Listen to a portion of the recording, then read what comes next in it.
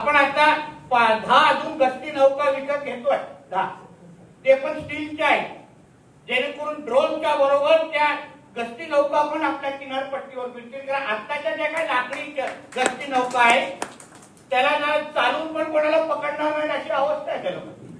म्हणजे त्याला बघून तर लहान मुलं पण घाबरत नसतील, त्यांना वाटलं की कागद वाहन काय बोटी कोणतरी फिरवते अशी अवस्था आहे त्याची.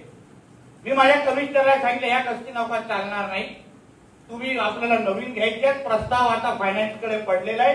10 नवीन गस्ती नौका आपण पूर्ण किनारपट्टीवर आपण लावणार आहोत, जेणेकरून कोणी आपल्या हातीमध्ये येणार नाही. अहो, किनारपट्टीला सुरक्षित कसं ठेवायचं हे आम्हाला लोकांना माहिती, आमची प्राथमिकता आहे. आम्ही काय सोडणार नाही तो विषय, बिलकुल सोडणार. म्हणून या सगळ्या गोष्टीवर आपलं फार बारकाईने काम सुरू आहे, एवढाच विश्वास तुम्हाला मी आजच्या निमित्ताने देतो.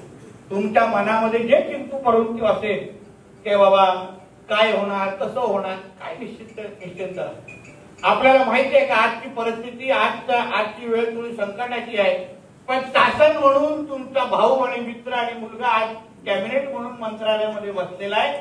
तो रोज आणि प्रत्येक क्षणात तुमच्याबद्दल विचार करतोय.